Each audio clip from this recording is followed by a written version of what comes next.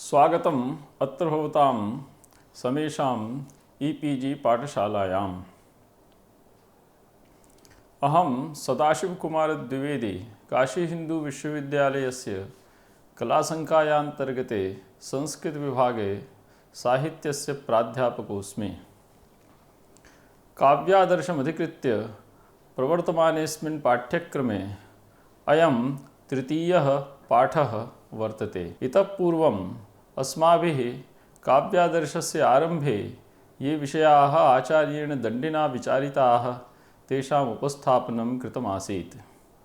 तत्र काव्यादर्शस्य निर्माणविधिः एवञ्च वाचाम् उपयोगिता, वाचां निर्दुष्टता एवञ्च काव्यलक्षणस्य स्वरूपं पूर्वस्मिन् पाठे अस्माभिः विचारितमासीत्। इदानीम् अस्मिन् पाठे काव्यभेदानां विचारः क्रियते। पूर्वम् आकृतिम् आश्रित्य बाह्यस्वरूपं वा आश्रित्य आचार्येण काव्यस्य त्रयो भेदाः प्रतिपादिताः: पद्यकाव्यं, गद्यकाव्यं, मिश्रकाव्यं च। पद्यकाव्यं छन्दसि उपनिबध्यते। छन्दोविहीनं काव्यं गद्यकाव्यं भवति। गद्य पद्योभयमयं काव्यं मिश्रकाव्यं भवति। पद्यकाव्यस्य द्वौ भेदौ आचार्येण पूर्वं प्रतिपादितौ: वृत्तं, जातिश्च। अक्षराणां संख्यया नियम्यते वृत्तं, मात्राणां संख्यया नियम्यते जातिः, छन्दः। अतः परं पाठेऽस्मिन् विचार्यते छन्दशास्त्रस्य विषयान्तरता। आचार्येण दण्डिना अत्र विचारितमस्ति यत् छन्दशास्त्रस्य सम्पूर्णोऽपि विषयः छन्दोविचित्याम् आचार्यैः विचारितोऽस्ति। अत एव अत्र पुनः काव्यादर्शे छन्दशास्त्रस्य विषयः अस्माभिर्नोपस्थाप्यते। पद्यकाव्यस्य भेदाः पुनरपि आचार्येण विस्तरेण अत्र विवेचिताः सन्ति। चत्वारः तत्र भेदाः सन्ति: मुक्तकं, कुलकं, कोशः, सङ्घातश्च। एतेषाम् उल्लेखः अत्र आचार्येण क्रियते। लक्षणानि विस्तरेण अत्र नोपस्थापितानि सन्ति। पद्यकाव्यप्रसङ्गे आचार्योऽसौ महाकाव्यस्य लक्षणं विस्तरेण उपस्थापयति। महाकाव्यस्य अभिनवा संज्ञा आचार्येण अत्र उपस्थापिता वर्तते: सर्गबन्ध इति। सर्गबन्धो महाकाव्यं। सर्वप्रथमं महाकाव्यस्य इतिवृत्तम् आचार्येण उपस्थापितं वर्तते। महाकाव्यस्य इतिवृत्तम् इतिहासप्रसिद्धं स्यात् अथवा कस्यापि सत्पुरुषस्य चरितमाश्रित्य प्रवर्तमानं स्यात्। महाकाव्यस्य नायकः चतुरः स्यात्, उदात्तश्च स्यात्। चतुरोदात्तनायकः। चतुरपदेन अत्र व्यवहारकुशलता गृह्यते। उदात्तपदेन प्रायेण धीरोदात्तता नायकस्य अत्र परिकल्पिता अस्ति। महाकाव्यस्य वर्णविषयाः आचार्येण विस्तरेण अत्र विवेचिताः सन्ति। उद्यानसलिलक्रीडा इत्यादयः, एवञ्च विवाहः, विप्रलम्भः, नायकस्य अभ्युदयस्य वर्णनम् इत्येते अनेके विषयाः अत्र विस्तरेण विवेचिताः सन्ति। वर्णविषयाणां विधिरपि आचार्येण अत्र विवेचिता। अत्र ये विषयाः उपस्थाप्यन्ते तेषां विवेचनम् अत्यन्तं विस्तरेण भवति। एवञ्च रसानां, भावानाञ्च तत्र नैरन्तर्येण प्रतीतिश्च जायते। सर्गस्य निर्माणविधिविषये अत्र आचार्यो विस्तरेण विचारयति। सर्गाः अनतिविस्तीर्णाः स्युः। अतः परं सर्वविषयान्वितता वैकल्पिकी भवति। ये च विषयाः वर्णविषयत्वेन अत्र उपदिष्टाः सन्ति तेषां सर्वेषामेव विषयाणां महाकाव्ये अनिवार्यरूपेण समावेशः स्यात् इति न कथयति आचार्यो दण्डी। यद्युपात्तेषु सम्पत्तिः आराधयति तद्विदाम् इत्यस्ति एतेषां सिद्धान्तः। अन्ते तावत् नायकोत्कर्षवर्णनप्रकारः आचार्येण विस्तरेण विवेचितोऽस्ति। नायकोत्कर्षवर्णनप्रकारः द्विविधः अत्र आचार्येण परिकल्पितोऽस्ति। इत्थम् अस्मिन् तृतीये पाठे 11 कारिकातः प्रारभ्य 22 कारिकापर्यन्तं ये विषयाः काव्यादर्शस्य आरम्भे आचार्येण विवेचिताः सन्ति तेषां विवेचनमत्र विस्तरेण अस्माभिः विधीयते। काव्यादर्शे आचार्यो दण्डी काव्यस्वरूपं निरूप्य काव्यभेदान् नैकशः निरूपयति। पूर्वमसौ आकृतिमूलकान् भेदान् प्रतिपादयति। गद्यं पद्यं मिश्रञ्चेति। गद्यं पद्यं च मिश्रं च तत्त्रिधैव व्यवस्थितं। पद्यं चतुष्पदी तच्च वृत्तं जातिरिति द्विधा। तत्पदेनात्र पूर्वोद्दिष्टम् इष्टार्थव्यवच्छिन्नपदावलीरूपं काव्यस्वरूपं निर्दिश्यते। आचार्येणात्र सर्वप्रथमं गद्यं पद्यं मिश्रञ्चेति काव्यशरीरस्य त्रैविध्यं सिद्धान्तितमस्ति। एतेषां काव्यभेदानां स्वरूपं भेदप्रभेदानां च निर्धारणं प्राचीनानां काव्यस्वरूपनिर्धारणमनुसृत्य विधीयते। सर्वप्रथमम् आचार्येण पद्यकाव्यं लक्ष्यते। पदं चरणम् अर्हतीति पद्यं श्लोकबन्धः। छन्दसा उपनिबद्धानि पदानि पद्यम् उच्यते। छन्दांसि वर्तन्ते मालिनी हरिणी स्रग्धरादि विविधरूपाणि। तदेतत् पद्यं चतुष्पदी भवति, अर्थात् चतुर्भिः पदैः चरणैः निबध्यते। पद्यमेतत् चतुर्णां पदानां समाहाररूपं भवति। अतएव पद्यं पादचतुष्टयात्मकम् उच्यते। वेदेषु प्रायेण चतुष्पदी नोपलभ्यते पद्यानाम्। तत्र द्वित्रिपादपरिमितानि वैदिकानि छन्दांसि प्रयुक्तानि दृश्यन्ते। काव्ये पुनः लौकिकानि छन्दांसि प्रयुञ्जते कवयः। तानि च सर्वाण्यपि चतुष्पदात्मकानि भवन्त्येव। अतएव लौकिकछन्दसाम् अनुरोधेनात्र आचार्यो दण्डी चतुष्पदी इत्येतत् पदं पद्यस्य लक्षणरूपेण कारिकायाम् उपस्थापयति। पद्यानि मिताक्षराणि भवन्ति छन्दसि विद्यमानत्वात्। पद्यं चतुष्पदी तच्च वृत्तं जातिरिति द्विधा। वृत्तमक्षरसङ्ख्यातं जातिर्मात्रा कृता भवेत् इत्यस्ति लक्षणं पद्यस्य छन्दोमज्जर्यां। केचन आचार्याः चतुष्पदीम् उपलक्षणं स्वीकुर्वन्ति पद्यस्य। उपलक्षणस्वीकारेण 5-6 पदात्मकानामपि वृत्तानां पद्यसंज्ञायां सङ्ग्रहः कर्तुं शक्यते। पद्यमेतत् आचार्यमते वृत्तं जातिः इत्येवं द्विप्रकारकं भवति। अक्षरसङ्ख्यातं वृत्तं भवति, मात्रा संख्याता च जातिः। अतः वृत्तच्छन्दः अक्षराणां संख्यया नियम्यते, जातिश्छन्दश्च मात्राणां संख्यया। अक्षरसंख्यया नियमितानि वृत्तछन्दांसि वर्तन्ते मन्दाक्रान्ता शार्दूलविक्रीडितादीनि। मात्रासंख्यया नियमितानि च जातिछन्दांसि वर्तन्ते आर्या गीतिप्रभृतीनि। छन्दोमञ्जर्याम् एतयोः स्वरूपम् आचार्येण उपलक्षितमस्ति। अक्षराणां संख्यया नियमितानि वृत्तछन्दांसि चरणानां सम अर्धसम विषयत्वात् बहुविधानि भवन्ति। पद्यकाव्येषु सर्वाण्यपि रघुवंशादीनि छन्दोबद्धानि काव्यजातानि परिगण्यन्ते। अतः परम् आचार्योऽसौ गद्यकाव्यं लक्षयति। गद्यते छन्दसा विना केवलं शब्दप्रबन्धैरेव विरच्यते तद्गद्यम्। अतएव छन्दोरहितं काव्यविधानं गद्यमुच्यते। अत्र अक्षराणि अमितान्येव भवन्ति अनिर्धारितत्वात् पद्यवच्चरणानाम्। साहित्यदर्पणे आचार्येण विश्वनाथेन गद्यस्य 4 भेदाः निदर्शिताः सन्ति। वृत्तगन्धोक्षितं गद्यं मुक्तके वृत्तगन्धि च भवेदुत्कलिकाप्रायं चूर्णकं च चतुर्विधम्। एतेषां लक्षणान्यपि साहित्यदर्पणकारेण उपस्थापितानि सन्ति। एवम् आद्यं समासरहितं वृत्तभागयुतं परम् अन्यद् दीर्घसमासाख्यं तुर्यं चाल्पसमासकम्। दशकुमारचरितं, वासवदत्ताकथा, कादम्बरी, हर्षचरितं, शिवराजविजयादीनि काव्यानि गद्यकाव्यानि सन्ति। तृतीयं काव्यं वर्तते मिश्रकाव्यम्। गद्यपद्योभययुक्तं काव्यं मिश्रकाव्यम् उच्यते। चम्पू पंचतंत्र हितोपदेशादिकं मिश्रकाव्यरूपेण प्रतिष्ठितम्।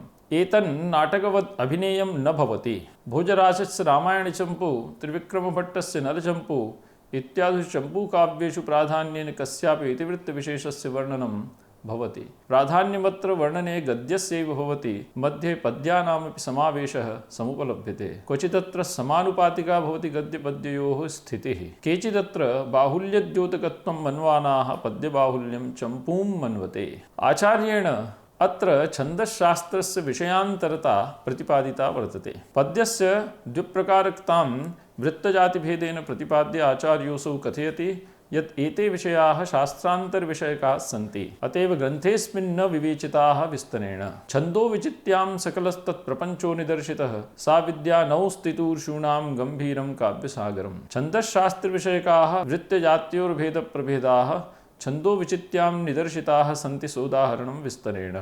छन्दांसि विचीयन्ते यस्यां सा छन्दो विचितिः छन्दश्शास्त्रम्। तदेतच्छन्दश्शास्त्रं पिङ्गलाचार्येण प्रवर्तितमस्ति। सा छन्दश्शास्त्रविद्या अगाधं दुरवगाहं काव्यरूपिणं सागरं तर्तुम् इच्छूनां जनानां काव्यप्रबन्धानां निर्माणाय प्रवर्तमानानां वा कवीनां कृते नौरिव वर्तते। यथा पोतमाश्रित्य जनाः सागरं सन्तरन्ति, तथैव छन्दश्शास्त्रमाश्रित्य जनाः काव्यसागरस्य पारे गन्तुं समर्थाः भवन्ति। एवञ्च यथा रत्नोदधौ रत्नसमाहरणाय जनाः नौकामारुह्य प्रविशन्ति, तथैव छन्दश्शास्त्रे नैपुण्यमधिगत्य शब्दार्थरत्नाहरणाय काव्यमहोदधिं प्रविशन्ति जनाः। एवं काव्याध्ययनसामर्थ्यं काव्यनिर्माणसामर्थ्यञ्च उभयोपलब्धये छन्दश्शास्त्रज्ञानम् अपरिहार्यं वर्तते। काव्यसागरं गम्भीरमस्ति, यतो हि यत्र तत्तत्प्रसङ्गविशेषेषु तत्तच्छन्दांसि एव रसपरिपोषकानि भवन्ति, नान्यानीति।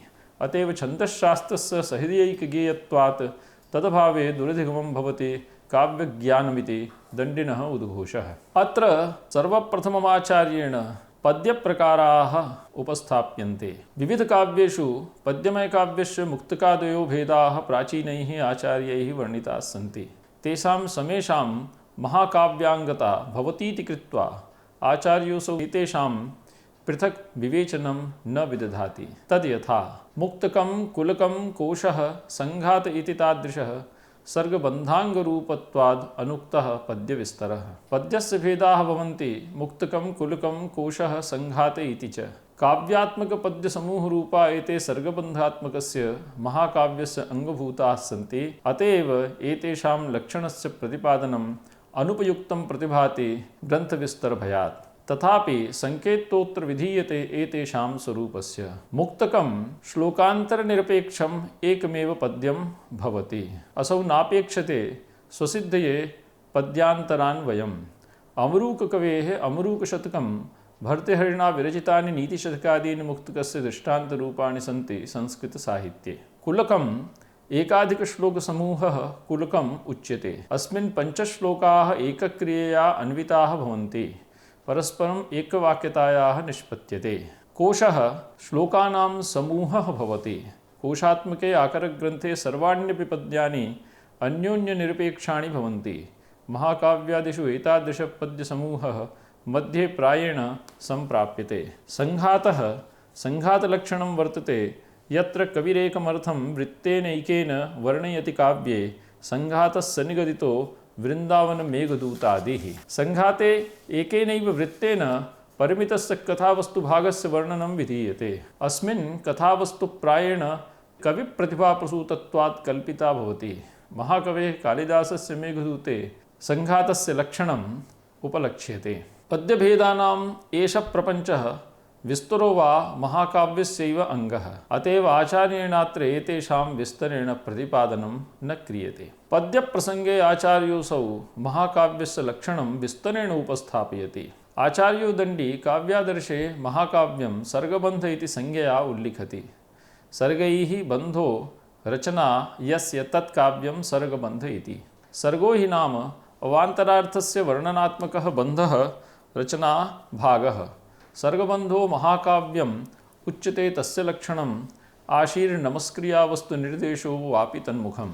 सर्गबन्धस्य महाकाव्यस्य अनितरसाधारणधर्मवाचकं लक्षणम् आचार्योऽसौ अत्र प्रस्तौति। महाकाव्यस्यास्य मुखम् आरम्भः आशीः इष्टजनस्य शुभाशंसनेन नमस्क्रियया नमस्कारेण कथावस्तुनः तद्भागस्य वा निर्देशेन भवति।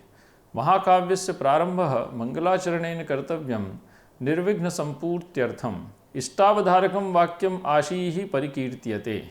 परोत्कर्षसूचनपूर्वकं स्वापकर्षबोधनानुकूलो व्यापारविशेषः नमस्क्रिया उच्यते। सा च कायिक वाचिक मानसिकभेदेन त्रिविधा परिकल्प्यते। वस्तु कथाभागः तस्य निर्देशः साक्षात् व्यञ्जनया वा सूचनम्। अतः आशीर्वादात्मकेन नमस्कारात्मकेन वस्तुनिर्देशात्मकेन वा वस्तुनिर्देशात्मकेन वा मङ्गलाचरणेन सर्गबन्धस्य आरम्भो विधीयताम् इति आचार्यस्यास्य मतिः। चन्द्रप्रभाकाव्ये आशीर्वादात्मकं मङ्गलम् उपलभ्यते। नमस्कारात्मकं मङ्गलं रघुवंशस्य प्रारम्भे उपलभ्यते। वागर्थाविव सम्पृक्तौ वागर्थप्रतिपत्तये जगतः पितरौ वन्दे पार्वती परमेश्वरौ। वस्तुनिर्देशात्मकं मङ्गलं सन्दृश्यते भारवी विरचिते किरातार्जुनीये माघकवेः शिशुपालवधमहाकाव्यस्य प्रारम्भे च। महाकाव्यस्य इतिवृत्तविषये आचार्यः पुनः एवं विचारयति। महाकाव्यस्य मङ्गलात्मकम् आरम्भविधिम् उपदिश्य आचार्यो दण्डीयस्य कथावस्तुनः स्वरूपं निर्दिशति एवम्। इतिहासकथोद्भूतम् इतरद्वासदाश्रयं चतुर्वर्गफलोपेतं चतुरोदात्तनायकम्। महाकाव्यस्यास्य कथावस्तु प्रायेण इतिहाससमुद्भूतं भवेत्। इतिहासेनात्र रामायणमहाभारतपुराणादयो सङ्गृह्यन्ते। एतेषु याः कथाः सन्ति तदाधारतया महाकाव्यस्य कथावस्तुनः निष्पत्तिर्भवेत्। रघुवंशं, किरातार्जुनीयं, शिशुपालवधं, नैषधीयचरितम् इत्येतानि इतिहासाश्रितां कथामाश्रित्य विरचितानि महाकाव्यानि सन्ति। यदि महाकाव्यस्य कथानकम् इतिहासाश्रितं न भवति तदा भवेदेतस्य उपजीव्यं सत्पुरुषस्य कस्यापि जीवनचरितं सत्यभूतः कश्चन वृत्तान्तविशेषो वा। सत्कथाश्रितं महाकाव्यमस्ति अश्वघोषप्रणीतं बुद्धचरितम्। अनेन संसूच्यते यत् महाकाव्यस्य कथावस्तु पूर्णतया कविकल्पना प्रसूता न स्यात्। महाकाव्यस्य इतिवृत्तं धर्मार्थकाममोक्षाणां चतुर्णां पुरुषार्थाणां यत्फलं तदुत्पत्तिमुद्दिश्य प्रणीतं भवेत्। अनेन प्रमाणीभवति यत् महाकाव्यस्य इतिवृत्तं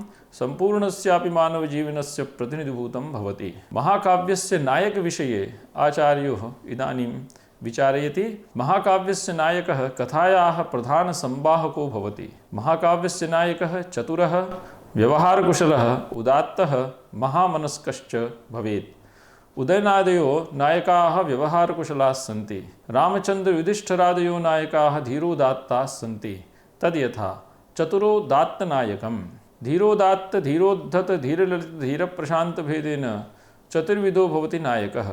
उदात्तपदेनात्र चतुर्णामपि नायकप्रकाराणां ग्रहणं भवतीति काव्यादर्शस्य व्याख्यातारः। महाकाव्यस्य नायकः क्वचित् भवेत् एको देवः, क्वचित् सद्वंशजः क्षत्रियः, क्वचित् एकवंशजा बहवः क्षत्रियाः। शिशुपालवधे नायकोऽस्ति एको देवः भगवान् वासुदेवः। नैषधे नायकोऽस्ति एकः सद्वंशजः क्षत्रियः नलः। रघुवंशे च सन्ति नायकाः एकवंशजा अनेके क्षत्रियाः। पूर्वमुक्तं चतुर्वर्गफलोपेतम् इत्येतत् पदं यदि नायकविशेषणतया गृह्यते तर्हि चतुर्णां धर्मार्थकाममोक्षाणां स्वजीवने संसिद्ध्यर्थं लोके प्रतिष्ठापनाय च प्रवृत्तं स्यात् नायकस्य चरितं। धर्माधिष्ठितयोः कामार्थयोः सेवनेन भवति मोक्षस्य सिद्धिः। इदानीम् आचार्योऽसौ महाकाव्यस्य वर्णविषयान् विस्तरेण उपस्थापयति। इतिहासादिवद् यथावृत्तवर्णनातिरिक्ताश्चतुर्वर्गातिरिक्ताश्च अन्येऽपि भवन्ति वर्ण्याः विषयाः महाकाव्यस्य। तद्यथा नगरार्णवशैलर्तुर्चन्द्रार्कोदयवर्णनैः, उद्यानसलिलक्रीडा मधुपानरतोत्सवैः, विप्रलम्भैर्विवाहैश्च कुमारोदयवर्णनैः, मन्त्रदूतप्रयाणाजिनायकाभ्युदयैरपि अलङ्कृतं भवेत् महाकाव्यम्। महाकाव्यस्य कथावस्तुनि नगरम्, अर्णवः, समुद्रः, शैलः, पर्वतः, चन्द्रोदयः, सूर्योदयः, उद्यानक्रीडा, सलिलक्रीडा, मधुपानं, रथोत्सवः, शृङ्गारः, विप्रलम्भः, विवाहः, कुमारोदयः, पुत्रोत्पत्तिः, मन्त्रिभिः मन्त्रणा, दूतसम्प्रेषणं, प्रयाणं, विजययात्रा, आजिः, युद्धं, नायकस्य अभ्युदयः इत्यादयो विषयाः वर्णिताः भवन्ति। नगरवर्णनं शिशुपालवधमहाकाव्यस्य तृतीयसर्गे उपलभ्यते। रघुवंशमहाकाव्यस्य त्रयोदशसर्गे समुद्रस्य वर्णनं वर्तते। महाकविः कालिदासः कुमारसम्भवमहाकाव्यस्य प्रथमसर्गे नगाधिराजस्य हिमालयस्य वर्णनं करोति।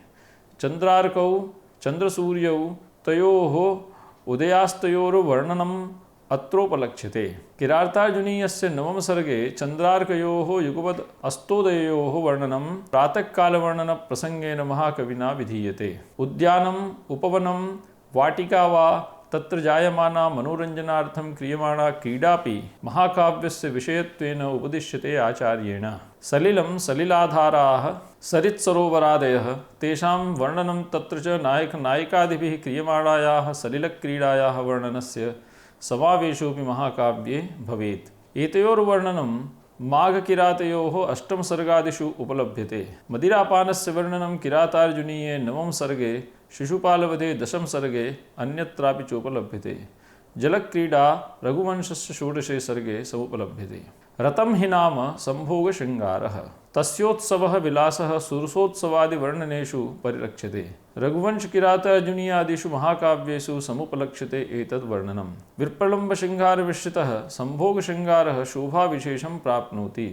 तद्यथा नविना विप्रलम्भेन संभोगं पुष्टिमश्नुते। विवाहः पाणिग्रहणसंस्कारः, अष्टविधः परिणयप्रकारः धर्मशास्त्रेषु प्रसिद्धः।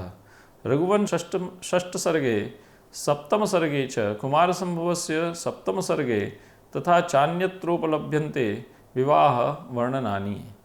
विवाहैः इत्यस्य स्थाने विवादैः इति पाठोऽपि उपलभ्यते। विवादो नाम मिथः संलापः। रघुवंश 2 सर्गे सिंहदिलीपयोः विवादः संलक्ष्यते। कुमारोदयः सुतोत्पत्तिः, कुमारशब्दोऽत्र राजपुत्रत्वेन गृह्यते। रघुवंशस्य 3 सर्गे सुतोत्पत्तिरुपवर्णितास्ति, यत्र दिलीपस्य पुत्ररूपेण रघुः जन्म अलभत देव्या सुदक्षिणायाः कुक्षौ। मन्त्रः प्रधानामात्यः, अन्ये च राज्ञः मन्त्रणायोग्याः राज्यस्य दायित्वविशेषेण सभाजिताः मन्त्रिणः। राज्ञः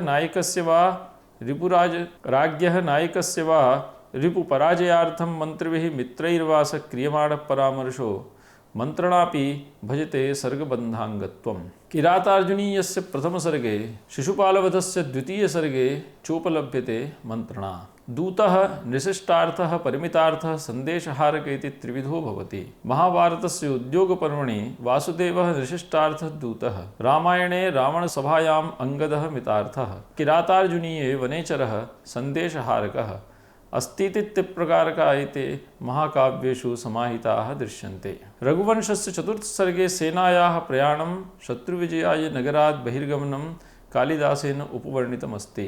आजिः समरं यथा शिशुपालवधे रघुवंशे रघुदिग्विजयवर्णनप्रसङ्गे च। नायकाभ्युदयपदेन नायकस्य सर्वविधोन्नतिसाधकता प्रमाणी भवति महाकाव्ये। एषा समरेषु विजयादिना सिद्ध्यति। एवञ्च लोकस्य शास्त्रविधिना सम्यक् अनुपालनेन संरक्षणेन वा। एतानि मन्त्रादिपञ्चकानि नायकस्य क्रमेण अभ्युदयसाधकानि सन्ति।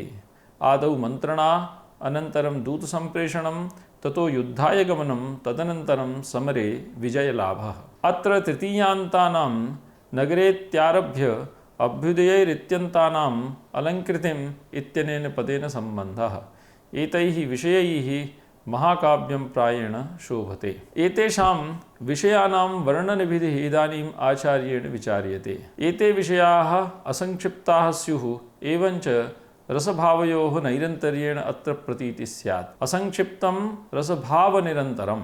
महाकाव्यस्य इतिवृत्तम् असंक्षिप्तं भवति। महाकाव्ये कस्यापि वृत्तान्तस्य अतिसंक्षिप्तं वर्णनं सहृदयेषु प्रतिपाद्यविषये रुचिं न जनयतीति कृत्वा वर्णनप्रसङ्गे कविभिः औचित्यपूर्णो विस्तरः आश्रयणीयः।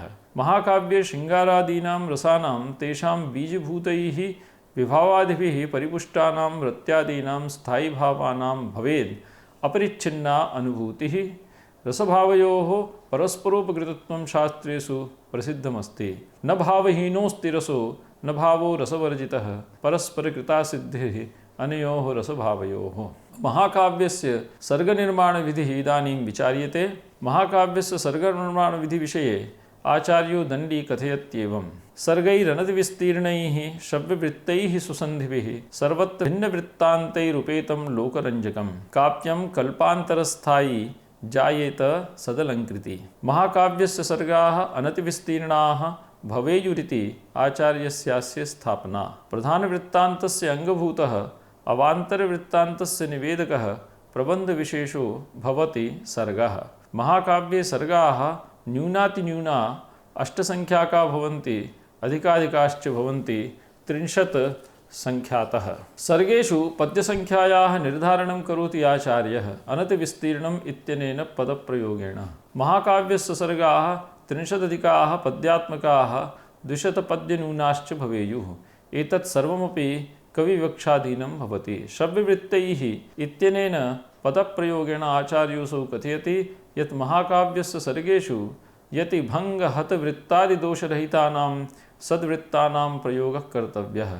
एतेषां प्रयोगेण सर्गेषु जन्यते सहृदयाह्लादसादिका श्रुतिसुखदता। महाकाव्यस्य सर्गाः सुश्लिष्टसन्धानयुताः स्युः। सुसन्धिभिरित्यनेन पदेन पूर्वसर्गान्ते भाविसर्गस्य कथायाः संसूचनं भवेदिति आचार्यस्य अभिप्रायः। सन्धिपदेनात्र नाट्यशास्त्रे प्रतिपादितानां मुखप्रतिमुखगर्भविमर्शनिर्वहणानां पंचानां नाट्यसन्धीनामपि ग्रहणं परिकल्प्यते। तेषां नाटकवन् महाकाव्येऽपि विधेयत्वात्। सुसन्धिपदेन वाक्यगतानां पदानां मध्ये श्रुतिकट्वादीनां सन्धीनां परिहारोऽप्युच्यते। महाकाव्यस्य सर्गाणां समाप्तिर्भिन्नवृत्तैः कर्तव्या। भिन्नानि पूर्वक्रमात् पृथग्भूतानि वृत्तानि छन्दांसि तैः अन्तः येषां तादृशैः सर्गैः उपेतं स्यान् महाकाव्यम्। विश्वनाथः अनुमोदयत्येतत् एकवृत्तमयैः पद्यैः अवसानेऽन्यवृत्तिकैः। सर्गस्य नानावृत्तमयतापि सन्दृश्यते। यद्यपि सर्गेषु एकवृत्तात्मकता प्रायेण सुप्रसिद्धा वर्तते तथापि भवेदन्ते भिन्नवृत्तात्मकता दण्डिसम्मता। महाकाव्यं सदलङ्कृति भवेत्। शब्दार्थयोः रामणीयकत्वेन रसोल्लासकाः अनुप्रासादयः शब्दालङ्कारा उपमादयः अर्थालङ्काराः प्रकृतेतिवृत्तस्य चमत्कारजनकतावच्छेदकत्वेन महाकाव्ये प्रयुक्ताः स्युः। एवं प्रकारेण उपवर्णितैः विषयैः प्रायेण समन्वितं महाकाव्यं यदि महाकविभिः निर्मीयते तर्हि भवत्येतत् कल्पकल्पान्तरस्थायी लोकरञ्जकञ्च। लोकरञ्जकत्वेन काव्यस्य सर्वहृदयजनमनःप्रीतिकारकता अभिव्यञ्जते। गुणैरेतैः प्रायेण समन्वितं महाकाव्यं लोकस्य मनोविनोदास्पदं सत् कल्पकल्पान्तरेष्वपि प्रतिष्ठां प्राप्नोति। अनेन महाकाव्यस्य कर्तुः तस्य कर्तुरपि चिरन्तना कीर्तिर्भवति। महाकविभिः विषयेऽस्मिन् प्रयतनीयमिति आचार्यस्य दण्डिनः प्रणयः। इदानीं विचार्यते सर्वविषयान्विततायाः वैकल्पिकता। आचार्यो दण्डी स्वीकरोति यत् सर्गबन्धस्य लक्षणतया अपेक्षितेषु एतेषु विषयेषु समेषाम् अवस्थानम् अनिवार्यं नास्ति। तेषां मध्ये केषाञ्चन विषयाणाम् अवर्णनेन न विघटते महाकाव्यम्। न्यूनमप्यत्र यैः कैश्चिद् अङ्गैः काव्यं न दुष्यति यद्युपात्तेषु सम्पत्तिः आराधयति तद्विधः। प्रतिपादितेषु विषयेषु केषाञ्चन विषयाणां न्यूनत्वे महाकाव्यं न दुष्यति यदि महाकविभिः यथा सामर्थ्यं वर्णितेषु अङ्गेषु शब्दालङ्काराणाम् अर्थालङ्काराणाञ्च सन्निवेशेन जायमानं चारुत्वं काव्यरसिकान् प्रसादयति। अतएव कैश्चिद् वर्णविषयैः रहितमपि महाकाव्यं यदि साहित्यशास्त्रकोविदानां मनांसि हरति तर्हि न परहीयते तस्य महाकाव्यसंज्ञा। एतदेव स्वीकरोति आचार्य भोजराजसरस्वती कंठावरणे। नावर्णनं नगरयादेर्दोषाय विदुषां मतं यदि शैलऋतुरात्र्यादेर्वर्णने नैव तुष्यति। तेषाम् इदानीं नायकोत्कर्षवर्णनप्रकारः आचार्येण उपस्थाप्यते। महाकाव्यस्य वर्णविषयेषु प्राधान्यं बिभर्ति नायकस्य अभ्युदयः। सर्वे विषयाः नायकाभ्युदयं लोकाभ्युदयं वा परिलक्ष्य समावेशिताः स्युः। नायकस्य अभ्युदयं द्विधा वर्णयितुं शक्यते। गुणतः प्रागुपन्यस्य नायकं तेन विद्विषां निराकरणमित्येष मार्गः प्रकृतिसुन्दरः। महाकाव्ये नायकोत्कर्षवर्णनविषये आचार्यो दण्डी प्रकारद्वयम् उपस्थापयति। तन्मते प्रथमप्रकारः वर्तते यत्र पूर्वं प्रधानपुरुषस्य नायकस्य दयादाक्षिण्यादयो गुणाः कीर्त्यन्ते। तदनन्तरं नायकेन शत्रुभिः तदुच्छेदाय क्रियमाणानां षड्यन्त्राणां निराकरणोपायः विधीयते। स एष प्रथमः नायकोत्कर्षनियामकप्रकारः आचार्येण दण्डिना अनुमोद्यते। यतो हि अस्त्येष स्वभावेनैव सुन्दरः हृदयावर्जको वा। रामायणे मार्ग एष महाकविना अनुसृतोऽस्ति। यत्र पूर्वं नायकस्य रामस्य सर्वविधाम् उन्नतिं प्रतिपाद्य तेन प्रतिनायकस्य रावणस्य समूलोन्मूलनं महाकविः वाल्मीकिः वर्णयति। नायकोत्कर्ष प्रतिपादन विषयकः द्वितीयः उपायः आचार्याय न रोचते। अस्मिन् पुरः पूर्वं शत्रूणां वंशस्य पराक्रमरूपस्य सामर्थ्यस्य शास्त्रज्ञानस्य च वर्णनं विधीयते। तदनन्तरं महाकविः नायकेन विधीयमानः शत्रूणां पराजयः तेन च नायकस्य उत्कर्षं साधयति। वंशवीर्यश्रुतादीनि वर्णयित्वा रिपोरपि तज्जयान् नायकोत्कर्ष वर्णनं च धिनोति नः। अत्र प्रतिपादितः प्रतिनायकगुणोपन्यासपूर्वकं नायकगुणोपन्यासः आचार्याय प्रायेण बहु रोचते। महाभारते किरातार्जुनीये च प्रतिनायकस्य दुर्योधनस्य उत्कर्षवर्णनपूर्वकं नायकानां पाण्डवानाम् उत्कर्षवर्णनं विधीयते। प्रतिनायकोत्कर्षवर्णनपुरस्सरं तज्जयेन नायकोत्कर्षवर्णने काव्यकर्तुः वैशिष्ट्यं समधिकं प्रकटीभवति, यथा नायकोत्कर्षवर्णनपुरस्सरं प्रतिनायकापकर्षवर्णनेन। नायकोत्कर्षसाधकः प्रथमो मार्गः द्वितीयापेक्षया निसर्गसुन्दरो भवति। अत एव आचार्येणानेन मार्ग एष प्रायेण अनुमोद्यते। भामहालङ्कारे भामहाचार्यस्य एषैव मतिः। इत्थम् अस्मिन् तृतीये पाठे काव्यभेदाः आचार्येण विचारिताः सन्ति। पूर्वम् आचार्योऽसौ सङ्केतयति काव्यस्य त्रिविधत्वं, पद्यं गद्यं मिश्रञ्चेति। तदनन्तरम् आचार्योऽसौ अत्र छन्दश्शास्त्रस्य वैकल्पिकतां प्रतिपादयति, यतोहि छन्दश्शास्त्रं नास्ति काव्यादर्शस्य प्रधानभूतः विषयः। स चासौ विषयः अन्यत्र छन्दोविचित्यां प्रतिपादितः, अत एव काव्यादर्शे अत्र विवेचनं न विधीयते। त्रिष्वपि काव्येषु प्रथमं काव्यं वर्तते पद्यकाव्यं। पद्यकाव्यस्य लक्षणं विधाय आचार्योऽसौ अस्य भेदान् निरूपयति। मुक्तकं, कुलकं, कोशः, सङ्घातश्च।